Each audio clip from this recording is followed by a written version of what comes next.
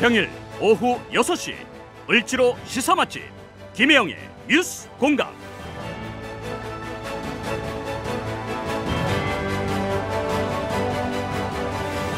여러분 안녕하십니까? 김혜영의 뉴스 공감 김혜영 기자입니다. 저는 지금 대한민국에서 KTX로는 갈 수 없는 곳, 하늘과 바다가 허락해야 드나들 수 있는 섬 제주에 와 있습니다. 1시간가량 비행기를 타고 오면서 도심을 벗어난 자유로움, 또 여행자가 된 것 같은 그런 낭만을 느끼기도 했는데요. 그런데 비행기가 제주도에 착륙하기 전 창밖에 제주섬이 손톱만하게 보인 순간 문득 그런 생각이 들었습니다. 사면이 바다로 둘러싸인 이곳에 누군가가 하늘길과 바닷길을 끊고 언론과 통신마저 차단한다면 거대한 감옥이 되겠구나. 제주에 남겨진 아픈 역사의 섬뜩함이 피부로 느껴진 순간이었습니다. 찰나의 순간 제가 느꼈던 감정을 한 편의 시로 전해드릴까 합니다.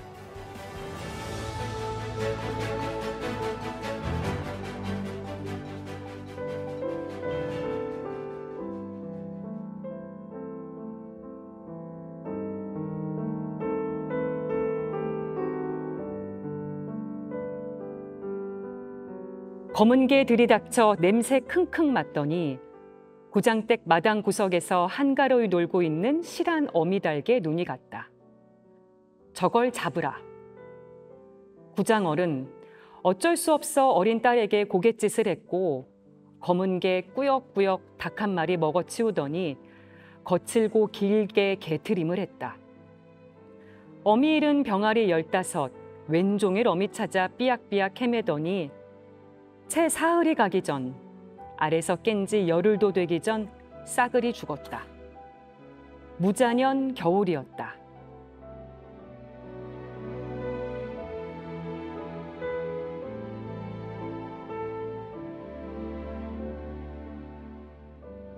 (1948년을) 의미하는 무자년, 그해 4월에는 제주 4.3 항쟁이 있었습니다. 방금 제가 전해드린 시는 제주에서 나고 자란 김수열 시인의 죽은 병아리를 위하여라는 작품입니다. 당시 제주 도민들의 참혹한 실상이 담겨 있는 시인데요. 저희는 지금 제주 4.3 평화공원에 와 있습니다.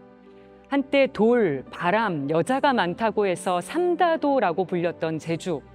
오늘 우리는 4.3 정신을 바탕으로 지역 현안들을 살펴볼까 합니다. 김혜영의 뉴스 공감, 매주 금요일마다 9월 한 달간 3대 종단 특별 대담으로 인사를 드리고 있는데요. 오늘은 3대 종단 제주 지역 성직자들과 함께 제주 역사를 바탕으로 지역 현안들을 살펴보고 또 그 안에 담긴 의미도 되짚어 볼까 합니다. 추석을 맞아서 라디오로는 특별히 목요일과 금요일 이틀 동안 제주편 모든 내용을 전해드릴 예정입니다. 사전 녹화로 진행이 되지만요. 그래도 방송 내용에 대한 의견은 100원의 유료 문자 샵 1053이나 CPBC 빵 애플리케이션으로 남겨주시면 되겠습니다.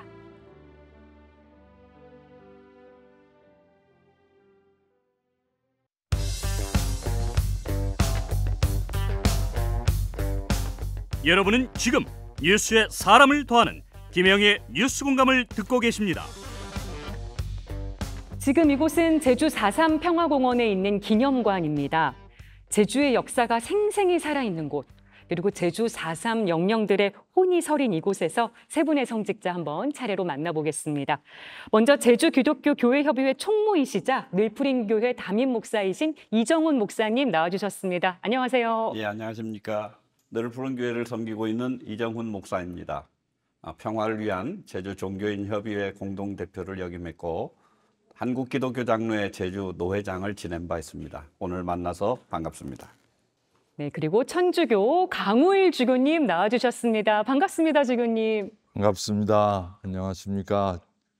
제가 2020년 가을까지 제주 교구장으로 일하다가 지금 벌써 은퇴한 지 그러고 보니까 3년이 다 되네요. 아주 행복하게 지내고 있습니다. 반갑습니다. 네, 그리고 대한불교 조계종 남선사 주지이시면서 사단법인 평화의 길 제주지부 원로이신 행운 도정 스님 함께해 주셨습니다. 와주셔서 고맙습니다. 예, 안녕하세요. 저는 제주에 온 지 한 10여 년 됐고요.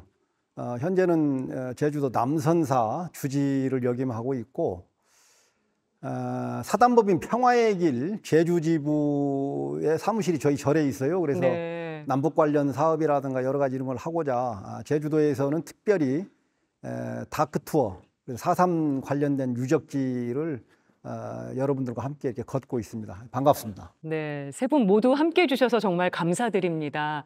저는 오늘 이곳에 처음 와봤는데 세 분은 모두 와 보신 경험이 있으신지 궁금합니다. 어떠세요? 예, 가끔 옵니다. 특히 매년 4월 3일 추모일이 되면 그 전후로, 그날은 뭐 하도 손님들이 많이 와서 바쁘기 때문에 전후로 오기도 하고, 또 외지에서, 육지에서 뭐 교회 쪽이든 어디 손님이 오면 제일 먼저 이곳에 모시고 와서 제주의 아픈 역사를 소개하고, 그렇죠. 그런 의미에서 그러시군요. 4.3 기념관은 우리 도민들에게나 또 육지에서 제주에 오신 분들에게 꼭 소개해야 할, 알려야 할 귀한 장소라고 생각합니다. 네, 주교님은 어떠십니까? 저는 뭐 수도 없이 옵니다. 여기. 우리 집 안방처럼 옵니다. 아, 그 정도로 자주 오세요? 예. 예. 스님은요? 저도 4.3 추념식 때는 매번 오고요. 또 육지에서 이렇게 손님이 온다든가 그러면 저희들은 이 근현대사를 배우지 않았기 때문에 4.3에 대한 그 역사적 현실을 잘 모릅니다. 그래서 육지에서 이렇게 오면은 반드시 여기는 한번 들려서 4.3이라는 게 도대체 어떤 것인가. 네. 우리가 5.18에 대해서는 그래도 많이 알지만 4.3에 대해서는 많은 사람이 이야기를 꺼리고 있고 그런 것에 대해서 알려지지 않았기 때문에 일부라도 데리고 와서 우리가 공부를 좀 해야 된다. 그렇게 알리고 있습니다. 네. 아니, 그럼 이어서 질문을 드릴게요. 누군가가 스님께 제주 4.3이 뭐예요? 물으면 뭐라고 대답해 주십니까? 4.3에 대해서 뭐 여러 가지 말들을 이렇게 많이 하지만 저는 미 군정하에서 벌어진 국가폭력에 의해서 많은 분들이 이렇게 희생이 됐다. 네. 그중에 어린아이, 노약자 할 것 없이 너무나 많은 희생자들이 나왔기 때문에 이런 것에 대해서 우리가 알고 여러분들에게 또 이야기도 함께 해야 된다고 이렇게 이 얘기를 많이 합니다. 예. 주교님의 설명도 한번 들어보고 싶은데요. 예, 4.3에 대해서 그 아직 이름도 정해져 있지 않습니다. 그래서 뭐라고 불러야 될지 몰라서 다들 그냥 4.3 하는데 그만큼 그 4.3의 정체성에 대해서 아직 확실한 그 개념이 잡혀 있지 않기 때문이라고 생각합니다. 근데 저는 여러 가지 그동안에 그 4.3 관련된 자료를 살펴보다 보니까 한마디로 외세에 의해서 우리 민족이 또 나라가 분단된 그 분단에 대해서 우리 결의 그 풀뿌리, 제주의 풀뿌리 민생들이 저항한 그 결과 생긴 비극적인 그 사건이었다고 생각합니다. 네. 제주 토북에 계신 목사님은 어떻게 답변해 주시겠습니까? 그 4.3은 우리 두 분이 말씀하신 것처럼 참 아픈 역사입니다. 저희가 대학교 다닐 때만 해도 4.3 얘기를 함부로 이렇게 꺼내기가 쉽지 않았습니다. 그랬어요. 저희 대학교 때 북촌이라고 하는 마을에 가서 한번 4.3을 한번 조사해보자, 아픈 실상을 좀 알아보자 해도 거기에 있는 많은 분들도 쉽게 얘기를 꺼내질 않더라고요. 이 4.3이 제주도에서도 추모일로 정해서 공개적인 행사를 한 지도 그렇게 오래되지 않습니다. 예. 그리고 도에서도 4.3 위원회를 구성한 것도 그렇게 오래되지 않아요. 예. 어쨌든 문민정부가 들어서고 노무현, 김대중 정부가 되면서 4.3 특별법이 통과되고 그때부터 자유롭게 4.3 얘기들을 하기 시작하고 추모일에도 많은 유족들이 모이게 된 거죠. 그전에는 유족들이 자기들이 4.3에 관련된 것에 대해서 누구 앞에 얘기를 쉽게 못했어요. 괜히 잘못했다가 좌익이나 뭐 빨갱이나 아니면 자식들이 혹시라도 승진하거나 이런 데 지장을 받을까 봐 네. 얘기를 하지 못했고, 심지어 제주에서는 제사라고 그러는데 돌아가신 분 그것을 하는 것도 쉬쉬하면서 알지 못하게, 예. 공개적으로 못하게 그랬던 적이 있습니다. 또 오늘은 이제 특별 대담이라는 형식으로 우리 사회에 꼭 필요한 쓴소리 좀 해주십사 저희가 모셨으니까요. 기탄 없이 말씀을 해주시면 좋겠습니다. 역사적 상흔 또 해결할 현안이 많은 제주. 시간 관계상 저희가 제주와 관련된 키워드를 미리 3개 뽑아서 키워드 봉투에 담아서 저희가 드렸습니다. 한번 차례대로 열어가면서 대화를 나눠보도록 하겠습니다. 먼저 1번 봉투 갖고 계신 분 누구실까요? 네, 주교님 안에 키워드 꺼내주실까요? 저희가 첫 번째로 이야기를 나눌 키워드 바로 인권입니다. 인권을 한마디로 표현한다면 주교님 뭐라고 표현해 주시겠어요? 사람답게 살 수 있는 권리. 뭐 인권의 이름으로 많은 일들이 벌어지지만 사실 그 인권이라는 단어가 이렇게 생긴 것은 많이 활용된 것은 세계 1차 대전, 2차 대전 이 큰 전쟁을 겪고 나서 수천만의 사람들이 같은 다른 사람들로 인해서 목숨을 잃고 죽어가고 상처받고 가족을 잃고 헤아릴 수 없는 고통을 겪은 다음에 사람이라는 게 이렇게 함부로 다루어서는 안 되는 존재다 하는 것을 여러 국가 원수들도 조금씩 느끼기 시작을 하면서 그래서 이제 2차 대전 끝나고 나서 1948년 12월 8일인가요? 네. 그 세계 인권 선언문이 채택이 돼서 그때부터 그 인권이라는 단어가 세계적으로 가장 그 중요한 개념으로 등장을 했고 그 후에 많은 나라들이 독립을 하면서 독립하는 새로운 그 헌법이나 그 법조문을 만드는데 가장 그 활용했던 것이 이 세계 인권 헌장이었습니다. 예. 그래서 그 인권 헌장이라는 건 뭐 벌써 그 몇백 년 전 1600년대 영국에서부터 시작이 됐지만 그러나 본격적으로 이 인권이라는 게 사람들 그 의식 속에 크게 자리 잡게 된 것은 세계 1, 2차 대전 끝나고 나서다 이렇게 말씀드려 볼 수 있겠습니다. 아니 근데 저희가 지금 있는 이곳이 인권을 유린당한 분들의 영령을 추모하는 곳에서 인권 얘기를 하려고 하니까 더 여러 가지 생각이 드는데요.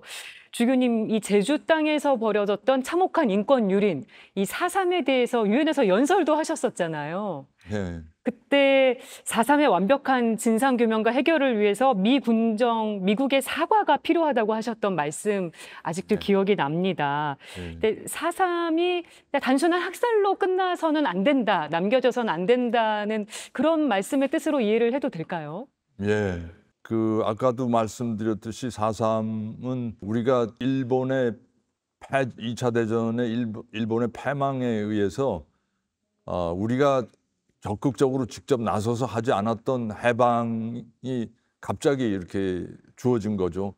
그 상황에서 우리 대한민국은 일본의 식민지로 있다가 미군이 진주하면서 일본의 한 부분으로서 그들은 점령군으로 온 겁니다. 예. 그 우리나라 사람들이 기대하기는 일본 제국으로부터 우리를 해방시켜주는 해방군으로 와주기를 바랐고 또 그렇게 기대했는데 실제로 그들 뇌리 속에서는 저희가 제주에서 벌어진 일들을 보면 그들은 점령군으로서 와 있었지 해방군으로 와 있었지는 않았던 것 같아요. 그래서 그런 의미에서 소련과 미국이 세계를 두 쪽으로 냉전 체제로 이렇게 끌고 들어가면서 온 세상을 좌우의 그 이념 대결로 몰아간 그 상황 속에서 우리는 중간에 고래 싸움에 새우등 터지는 그런 그 경험을 할 수밖에 없었고 네. 그 상황에서 결국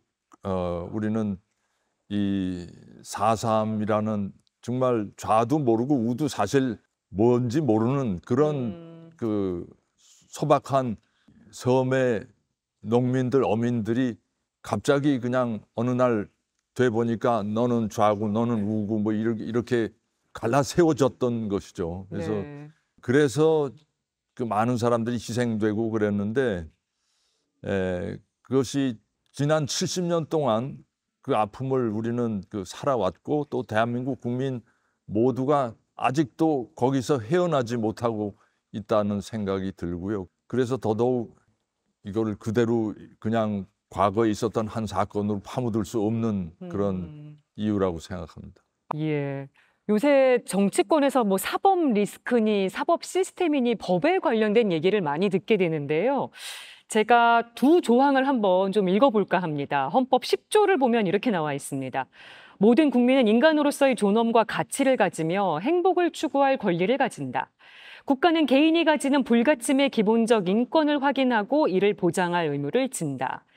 그리고 제37조에는 이런 구절도 있습니다. 인권은 인간이 본래 가지고 있는 자연권이며 헌법은 이를 보장하기 위해 존재한다. 이렇게 명시가 돼 있는데 제주 4.3도 그렇고요. 4.19 혁명도 그렇고 5.18 민주화 운동도 그렇고 인권유린 사태의 주체가 안타깝게도 국가입니다. 왜 이런 비극적인 일이 반복해서 발생했을까? 세 분 말씀 한번 좀 들어보고 싶은데요. 저도 이제 나이 먹어 갈수록 이렇게 마음속에 모아지는 게 이 세상에 가장 비극적이고 가장 참혹하고 끔찍한 그러면서도 집단적인 범죄를 저지르는 주체는 개인이나 어느 소집단이 아니라 항상 국가였다고 생각합니다. 뭐 세계 1차, 1, 2차 대전도 그렇고 그 후에 벌어진 끊임없이 세계 곳곳에서 일어나는 전쟁도 그렇고요. 또 전쟁이 아니라도 제주의 4.3과 같이 전쟁이 아닌데도 불구하고 이념을 핑계로 수많은 이 제주 도민의 전체의 거의 10%에 해당되는 사람들이 죽어나가는 그런 비극을 저지른 그 주체는 국가였습니다. 네. 아직 대한민국 정부 수립이 되기 전이지만 그러나 미 군정이 국가의 이름으로 저지른 일이죠. 그래서 우리가 이 국가라는 게 참 필요하고 우리가 국가 없으면은 일제 강점기와 같은 그런 또 다른 비극의 희생 제물이 되니까 국가는 필요합니다. 그러나 네. 국가는 국민을 위해서 존재하는 국민을 섬기는 존재가 돼야 되고,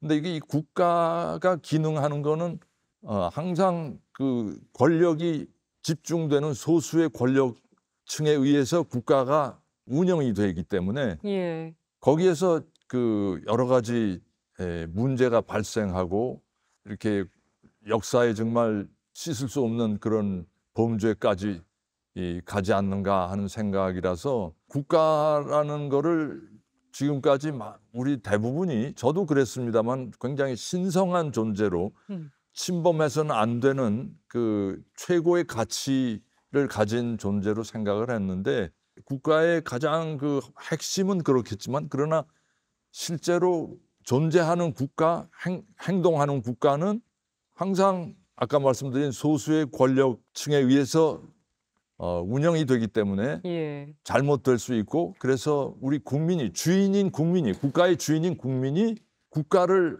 항상 주시하고 감시하고 또 잘못된 길을 갈 때는 거기에 대해서 그걸 비판하고 성토하고 함께 연대할 줄 알아야 우리 주인 노릇을 제대로 하는 것이 아닌가 그런 생각을 합니다. 네. 국가가 국민을 섬겨야 한다는 말씀 저는 귀에 들어왔는데 다른 분들 말씀도 들어보고 싶습니다. 과거에는 왕정일 때에는 폭군을 만나게 되면 백성이 피폐해져요. 예.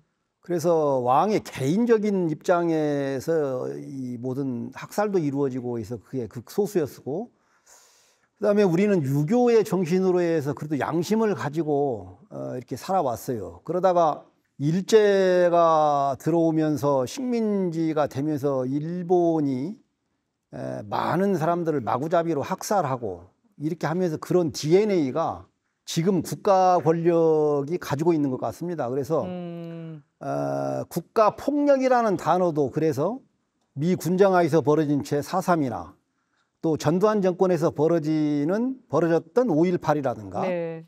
여러 이런 것 등이 결국에 친일 잔재적인 요소가 이렇게 우리한테 DNA로 남아 있어서 권력을 잡는 사람은 지금 현재도 보면은 국민을 아주 하대하고 국민의 여론을 무시하고 그냥 무대뽀식 마구제비로 그냥 해서 지금 압수수색을 하는 것만도 지금 그냥 한두 번이 아니잖아요. 네. 기소해서 안 되면 다시 또 무슨 죄목을 붙여서 기소를 하고 또 기소를 하고 있어.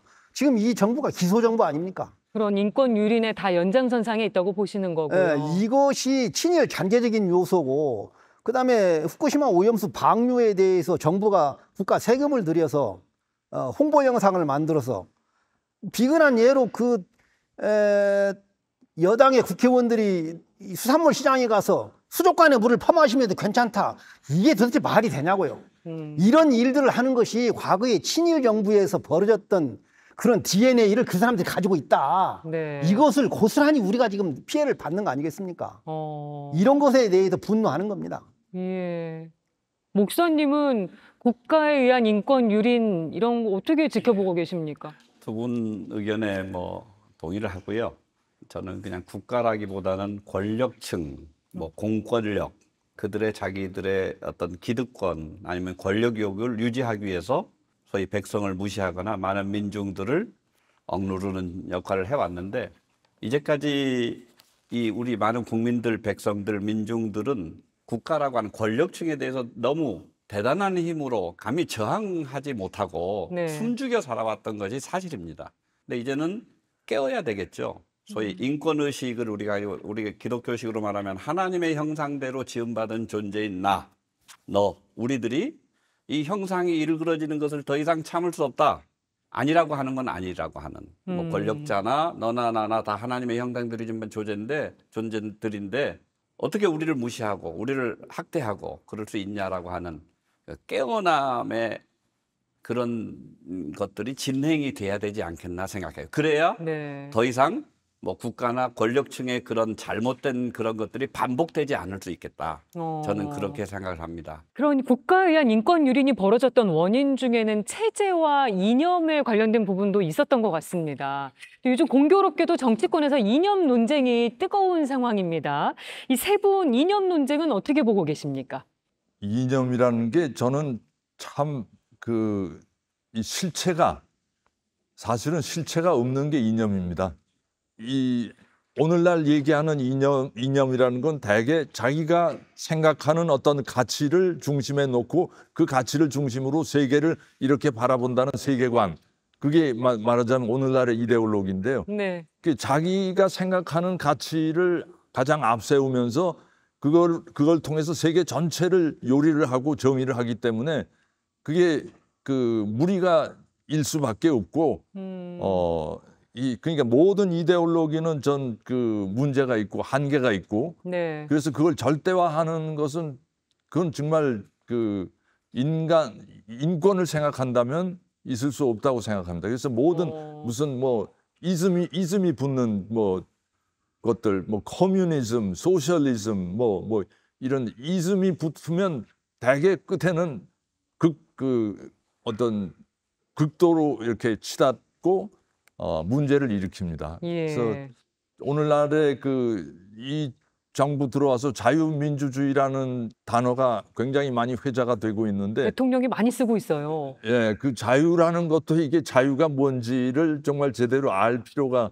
있는 거죠. 그냥 어떤 오늘날의 공산주의에 반대되는 개념으로서 이렇게 쓴다면 그거는 자유의 개념을 아주 축소시키는 거죠. 예. 그래서 이 이념을 잣대로 해서 누군가를 이렇게 비난하고 비판하고 단죄하고 할 때는 그거는 스스로가 굉장한 오류에 빠지고 있다는 증거라고 생각합니다. 예, 이념 논쟁, 이념은 실체가 없다 이런 얘기도 해주셨고, 다른 분들도 자유롭게 의견 얘기해 주실까요?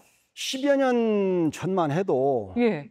원래 독재자들이 주로 사용하는 것 등을 테크닉 기술적으로 이렇게 이념을 많이 끌고 오거든요. 네. 그래 한 10여 년 전만 해도 하도 그렇게 하니까 시장에 가서 왼쪽 손으로 팔을 한 단 들고 이렇게 있으면 좌파냐? 또 이런 얘기를 하고 인증사슬을 올리는 거죠. 그다음에 커피숍에 가서 빨대박은 커피 한 잔 들고 나서 이렇게 되면 이 좌빨이냐? 뭐 이런 얘기도 하게 되고. 사소한 행위 하나 자체 네. 가지고도. 그러다가 이제 나중에 스님들이 또 나와서 그런 거죠. 아니 절에서 종치고 북치면 이게 종북이냐. 막 이런 얘기도 하게 된 거고. 그러다 보니까 이제 없어졌어요, 사실 이게. 예. 예. 근데 지금 21세기에 들어와서 윤석열 정부가 들어서면서 다시 이념을 끌고 나와서 반정부적인 발언이나 여러 가지 이걸 하게 되면 이게 반국가 세력이다. 그러면서 빨갱이다. 이미 빨갱이라는 단어는 이미 10여 년 전에 다 없어졌어요. 없어졌는데 이제 와서 새삼스럽게 또 빨갱이라는 단어를 가지고 나오는데 저는 이 빨갱이라는 단어를 쓰는 사람이 빨갱이다. 이렇게 보는 거죠. 그렇게. 그래서 이 지금 젊은이들 사이에서는 지금 다 잊혀진 단어들이에요. 좌파다, 종북이다, 좌빨이다, 빨갱이다. 그런데 왜 다시 등장했다고 보세요? 그러니까 이게 지금 독재자들이 항상 하는 수법이 할 것이 없잖아요. 자기들은 잘한 게 아무것도 없어요. 그러다 보니까 이제 이념을 끌고 들어서 정부를 향해서 뭐 조금만 비난하고 뭘 하게 되면 압수수색. 또 좌빨이다, 빨갱이다. 이렇게 해가지고 언론도 잘못하면 빨갱이요, 국민도 잘못하면 빨갱이요. 속을 뒤집어 까도 빨갱이가 아니야. 근데 전부 다 빨갱이라는 거예요. 트럭 운전사도 빨갱이요, 택시 운전사도 빨갱이요. 이렇게 되는 상황이어서 이거는 지금 국가가 지금 뭔가 잘못 가고 있다. 이런 것에 대해서 지금 오장육부가 뒤집어지는 거예요. 신랄하게 얘기해 주셨습니다. 목사님은 이념 전쟁 어떻게 보고 계세요? 예, 저는 오늘 이 4.3 기념관에 와서 얘기하기 때문에 이념 관련되면 그때 당시에 제주도민들을 이념적으로 그냥 판단을 했습니다. 근데 제주도민들 그때 당시 아까 우리 주교님도 말씀하셨지만 우리는 뭐가 그때 무슨 공산주의가 뭔지 이런 게 모른다 그래요, 도민들에게. 도민들에게 가장 중요한 것은 먹을거리였어요. 당장 굶주리고. 예. 그렇기 때문에 경제 문제였던 거죠. 그리고 분단에서 해방이 됐으면, 일제 강점에서 해방이 됐으면 좀 잘 될 줄 알았는데 그게 아니라 더 힘들어지고, 그래서 그때 제주도민들이 그런 의미에서 어떤 의미로는 같이 동참을 했던 거거든요. 그걸 보면 지금도 마찬가지다 생각합니다. 많은 우리 제주도민이나 국민들 지금 생각합니다. 경제가 어려운데 무슨 이념 타령이냐. 먹고 살기가 힘든데 서민들이. 예. 그런 거나 좀 잘해주지. 정치인들에게 그래서 불만인 거죠. 예. 이념 문제 가지고 통할 시대는 아니고요. 정치인들 정신 차리십시오. 이미 그 단계 다 뛰어넘었습니다. 예. 예. 세 분 다 직설적으로 말씀을 해주신 것 같습니다. 다음 키워드 주제로 한번 넘어가 볼게요. 2번 봉투 갖고 계신 분 누구실까요? 스님이시군요. 네. 두 번째로 이야기 나눌 키워드 평화가 되겠습니다. 특히 스님 지금 계신 곳이 사단법인 평화의 길 제주지부 또 계시기도 하고 얼마 전에 한반도 평화에 대해서 강연도 하셨었다고 제가 들었거든요. 네, 지금 강대강으로 치닫고 있는 남북관계 그럼 어떻게 보고 계십니까? 지금 현재 이 한반도의 상황이 남북관계도 강대강이지만 중국과에도 강대강이고 러시아와도 강대강이고 외교까지. 그래서 이 강대강으로 이 치닫는 이 지금 현재 이 정부가 어떻게 한반도의 평화 또는 이 국민의 이 안보, 질서 또 이게 지금 다 무너져서 이걸 어떻게 해야 될까? 저도 지금 뭐 입이 10개라도 할 말이 없어요. 정부가 그렇게 막무가내로 강대강으로 이렇게 수를 두는 것은 국민이 뭘 어떻게 하겠어요. 네. 그러나 여기에 대한 해법을 국민과 함께 여론도 좀 수렴을 하고 네. 종교인들과의 대담도 좀 하고 또 그 사회 원로들과의 그 대화도 좀 하고 그래서 이런 문제를 잘 적절하게 풀어 나가야 되는데 아직까지 그런 자세가 없는 것을 보니까 이게 굉장히 국민들이 우려하는 바이고 특히 이 정부는 다른 정부는 이 대통령이 잘못하고 그러면 여야의 그 대표자들도 모셔서 해법도 물어보고 예. 또 그렇게 답답하면은 과거에는 김수환 추기경도 만나서 좀 어려움에 대한 호소를 좀 하고 지혜를 모으려고 그러고 또 해인사에 성철 스님한테 가가지고도 뭔가 좀 우리에게 지혜를 좀 주십시오 네. 이러는데 종교계도 타락이 되어서 누구한테 가서 물을 사람도 없다. 그래서 이 한반도 평화에 대해서 이 정부가 그냥 브레이크가 없는 열차인 거죠. 그렇게까지 보세요. 그래서 계속 기다리고 가면 결국에 이 피해는 국민들에게 고스란히 오게 되고 이것이 경제하고도 맞물려 있어서 한반도가 불안하면 투자자들도 투자를 안 하게 되니까 결국 경제도 굉장히 어려워지게 돼서 네. 국민의 고통은 2배로 가중될 거라고 봐요. 그래서 얼른 이런 문제에 대해서 지금이라도 안 늦었으니까 대통령이 과감한 결단을 내려서 여야 대표를 만나서 이 얘기를 하고 네. 국민의 여론을 수렴을 하고 해서 좋은 정책을 지금 만들어야 되지 않을까 이렇게 생각합니다. 그래서 더 이 자리가 의미가 있다고 생각이 되는데 얼마 전에 문재인 전 대통령이 9.19 평양 공동선언 5주년 기념식에서 이런 말을 했습니다. 진보 정부가 안보 성적도 경제 성적도 월등히 더 좋았다. 이렇게 얘기를 하니까 윤석열 대통령이 이렇게 맞받아쳤습니다. 굴종적으로 한가로워 보이는 상황이 평화는 아니다. 압도적으로 힘에 의해서 상대방의 기만과 의지 관계없이 구축하는 것이 진정한 평화라고 맞받아쳤습니다. 힘에 의한 평화가 한반도의 평화를 가져온다는 현 정부의 스탠스는 어떻게들 보십니까? 세계적으로 힘에 의한 평화는 없었어요. 어느 국가든지 힘이 있으면 이웃 나라를 침범을 하고 독재를 하려고 하죠. 그런데 과거에 김대중 정부가 탄생이 되면서 남북 관계가 좋아지고 그다음에 또 이산가족 상봉도 하게 되고 그다음에 고스란히 이어져서 노무현 정부 때도 좋은 일들을 많이 했는데 지금 와가지고 그런 얘기를 하는 것은 진보 정부가 그동안에 국민들에게 신뢰를 받을 수 있을 만큼 남북 관계를 회복을 해놨고 그때 당시에 굉장히 경제 상황도 좋아지고 세계적으로도 한반도의 모든 언론이 집중해서 네. 야 한국이 세계적으로 유일하게 분단된 나라인데 남북 관계가 이렇게 원활하게 되고 이산 가족이 상봉해서 눈물바다를 흘리고 오면서 세계의 모든 뉴스가 한반도에 이렇게 집중이 됐거든요. 네. 그런데 지금 와가지고 그것이 지금 꼴사나운 거지. 그렇다 보니까 할 얘기는 없고 그러니까 그 힘에 의한 것이 우리나라가 지금 정부가 강하면은 이게 평화다 이 얘기하지만 세계 역사 속에서 그렇게 힘으로 평화를 이루어진 적이 한 번도 없습니다. 네. 이건 이 생각이 뭔가 사이코패스 같은 그런 기질이 아닐까 싶습니다. 정신적으로 이게 문제가 있어요. 굉장히 세게 얘기해 주셨는데 다른 분들은 힘에 의한 정부의 평화 기조 어떻게 보십니까? 그 로마 팍스 로마나라는 그런 말이 있죠. 로마가 가졌던 로마 제국 예수님 당시에 그게 가장 힘이 있는 평화였지만 가짜 평화라는 거죠. 그게 힘이 있어 지배하는 그 평화가 진짜 평화냐? 아니라는 거죠. 우리가 샬롬이라고 할 때 평화라고 하는 얘기할 때 지금 전쟁이 일어나지 않고 그러면 윤석열 정부의 양처럼 군비를 갖추고 우리 군대를 많이 가지고 압도적인 힘을 가지고 하면 이 땅에 평화가 있는 건가?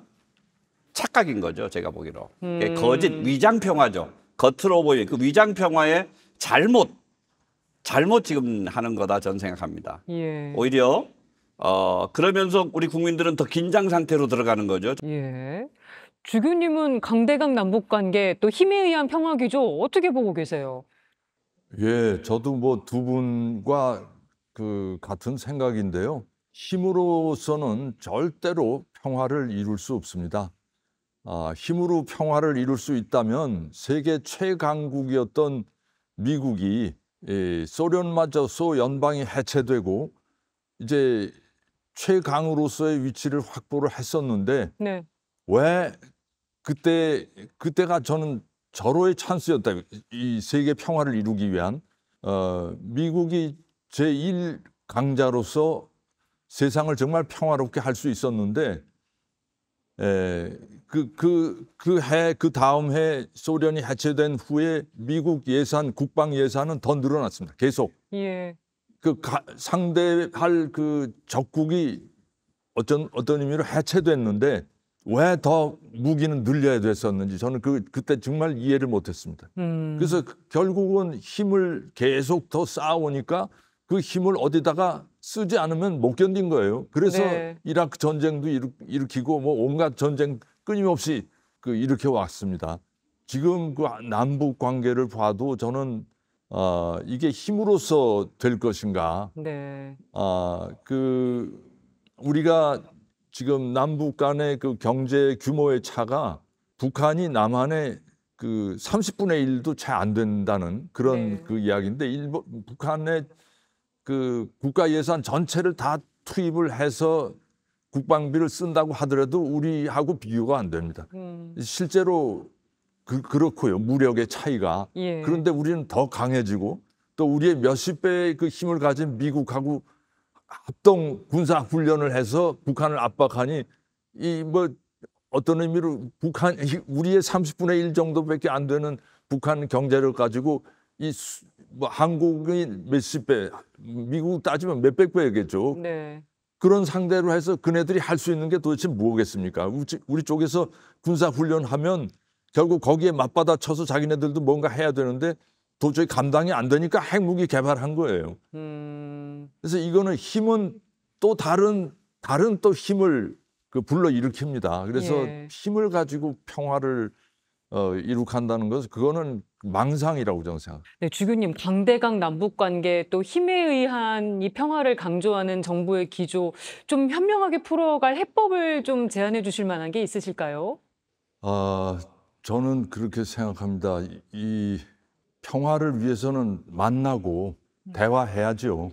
힘 가지고는 절대 주먹질밖에 안 됩니다. 네. 근데 현실적으로 대화하기 위해서는 우리 남북의 그 상황을 우리가 객관적으로 봐야 되는데 인구 수로 보나 또 경제 규모로 보나 또는 국제적인 여러 가지 위상으로 보나 지금 남북이 대등한 똑같은 위치라고 보기가 힘듭니다. 제가 보기엔 마치 초등학생과 대학생이 이렇게 서로 한쪽은 이렇게 쳐다보고 한쪽은 내려다보고 이런 모습이라고 생각이 되고요. 네. 그런 상황에서 대화를 우리가 하려면 정말 진지한 그 성심으로 대화를 하려면 키 큰 쪽이 낮아져야 됩니다. 그 키 작은 쪽에 맞춰서 우리가 어른이 아이하고도 정말 대화하려면 키를 낮춰서 아이 눈높이에 가야 됩니다. 네. 마찬가지로 그 국제 관계에 있어서도 저는 그런 기본적인 인간의 도리는 바탕에 깔고서 해야 대화가 된다고 생각을 합니다. 그래서 그런 의미에서 특히 우리가 같은 민족 아닙니까? 네. 형제지간에 예를 들어서 한 형제는 형제 중에 한 형은 뭐 몇십억짜리 아파트에 살고 또 그 중에 한 동생은 뭐 몇천만 원짜리 사골세 전세 들어서 산다고 할 때 이게 그 큰 형, 그 몇십억짜리에 사는 형이 좀처럼 자기 자신을 낮추고 동생과 똑같은 눈높이에 서지 않고서는 대화 안 됩니다. 그래서 그런 의미에서 우리 국가 수반이 좀 도량이 큰 그런 마음을 가지고 동생을 정말 끌어안는 그런 자세로 대화에 나설 때 네. 남북이 정말 의미 있는 대화의 진전이 가능하다고 생각합니다. 그런 차원에서는 좀 바깥의 눈치 좀 보지 않고 내 동생 내가 거둔다는 마음으로 임해야 된다고 생각을 합니다. 그래야 뭐가 시작이 될 겁니다. 만나서 대화해야 된다 얘기해 주셨고요. 다른 분들도 정부의 제언이나 제안해 주실 만한 게 있으시다면요. 이게 이제 외교하고도 문제가 좀 연결이 되는데요. 우리가 미국에게 굴종적인 외교를 할 때 우리가 지금 전작권도 없는 상황에서 북한과의 대화가 원활하지를 못합니다. 그러려면 미국과의 어떤 동등한 입장에서의 우리의 발언을 관철시키고 또 설득하고 그렇게 해야지 북한하고도 우리가 함께 대화할 수 있는 그런 장이 열리거든요. 예. 어쨌든 우리 정부가 앞으로라도 미국이나 일본이나 중국이나 어느 나라와도 대등한 입장에서 우리의 발언권을 행사를 하고 우리가 얻을 것 있으면 얻고 우리가 줄 거 있으면 주고 네. 이렇게 했을 때 북한도 우리의 정부를 인정을 해서 대화를 한번 해보자. 우리가 남쪽에 도움이 필요하다. 그래서 우리가 원하는 것이 이것이니까 미국에서 이런 얘기도 좀 해주고 일본에서 이런 얘기도 좀 해주고 그래도 우리가 함께 논의를 좀 하자. 네. 서로 윈윈하자. 이런 상태가 될 텐데 지금 이 정부는 너무 무능력한 거죠.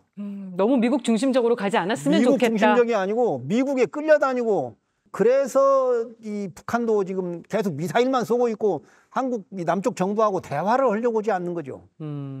외교 정책의 전환을 촉구해 주신 말씀으로 들었습니다. 목사님은 어떤 제안 해주시겠습니까? 저는 두 분 얘기로 가름하겠습니다. 아, 예. 그렇게 알겠습니다. 저희가 뭐 제주에 온 만큼 이 얘기도 안 할 수가 없을 것 같아요. 분단 국가이다 보니 지금 앞에서도 군비 경쟁 또 군대 관련 얘기도 많이 나눴는데 이 해군 기지 건설을 둘러싸고 강정마을이 참 오랫동안 시끄러웠고 주민들 사이의 갈등도 계속 이어졌던 걸로 알고 있습니다.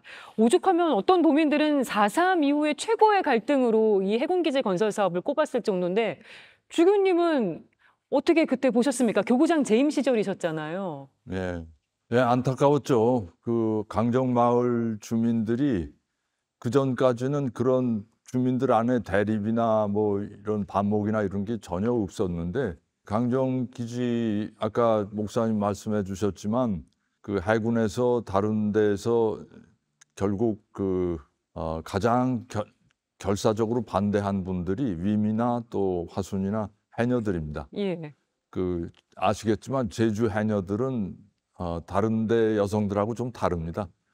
그 물속에 들어가서 생사의 고비를 넘나들면서 이게 일을 하기 때문에 그 생활력도 강하고 그 대신에 뭘 위해서 싸울 때 싸움도 엄청 잘합니다. 예.